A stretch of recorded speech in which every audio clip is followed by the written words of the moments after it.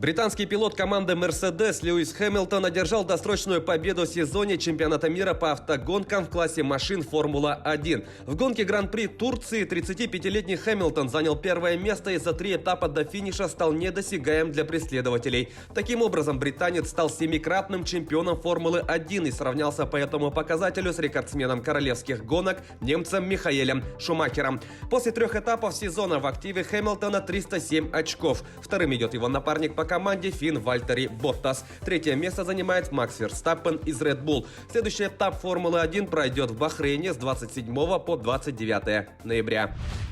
Футболисты сборной России проиграли команде Турции в матче 5-го тура группового этапа Лиги наций. Встреча прошла в Стамбуле и завершилась со счетом 2-3. В составе хозяев поля результативными ударами отметились Кенан Караман, Чингис Ундер и Дженк Тосун. У россиян голы забили Денис Черешев и Далер Кузяев. Отметим, что подопечные Станислава Черчесова доигрывали матч в меньшинстве. На 24-й минуте встречи за фол последней надежды с поля был удален защитник Андрей Семенов. Несмотря на поражение, россияне продолжают возглавлять таблицу группы 3 Лиги Б, имея в активе 8 очков после 5 туров. Далее идут венгры и турки, у которых 7 и 6 пунктов соответственно. Квартет с 2 очками замыкают сербы. В заключительном матче российские футболисты в гостях сыграют с командой Сербии. Встреча пройдет 18 ноября. Россиянин Андрей Рублев уступил испанцу Рафаэлю Надалю в первом матче группового этапа итогового турнира Ассоциации теннисистов-профессионалов, который проходит в Лондоне. Встреча завершилась со счетом 6-3, 6-4. Напомним, Рублев, дебютировавший на итоговом турнире ATP, выступает в группе Лондон 2020, где помимо испанца играют австриец Доминик Тим и действующий победитель турнира Грег Стефанос Циципас. 23-летний россиянин в данный момент занимает 8-е место в рейтинге ассоциации. В его активе 7 побед на турнирах под эгидой данной организации. Лучшим достижением Рублева на стартах серии «Большого шлема» является выход в четвертьфинал.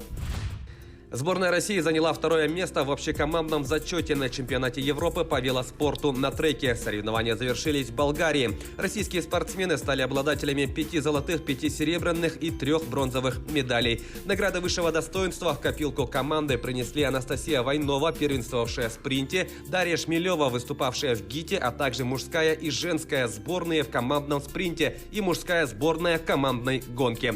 Победу в общем зачете чемпионата праздновали британские спортсмены, завоевавшие 6 золотых, 3 серебряные и 2 бронзовые награды. Тройку лидеров замкнули итальянцы, на счету которых 3 золотые, 7 серебряных и 4 бронзовые награды.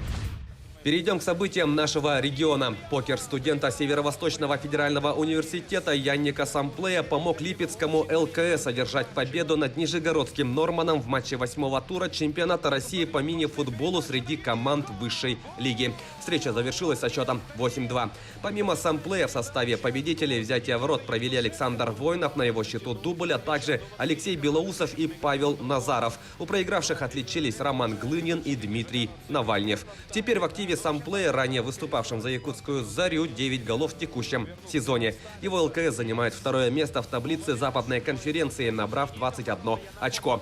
Улучшить показатели его рийский бомбардир постарается в следующем матче, в котором его команда дома сыграет с дублем «Газпром-Югры». Якутянки стали обладательницами 2 медалей всероссийского турнира по дзюдо на Кубок Александра Корнеева среди юниоров и юниорок. Соревнования, участниками которых стали 318 спортсменов, прошли в Санкт-Петербурге. Золотую медаль в весовой категории до 52 килограммов завоевала Карина Ефимова. Якутянка в общей сумме провела 3 схватки. В финале она выиграла у представительницы команды хозяев турнира Глафиры Борисовой. На 2-ю ступень пьедестала взошла Аина Моисеева, выступавшая в категории до 48 килограммов. Она также провела 3 встречи, в финале уступив Марине Воробьевой из Рязанской области. Таковы главные спортивные новости к этому часу. Занимайтесь спортом и будьте здоровы!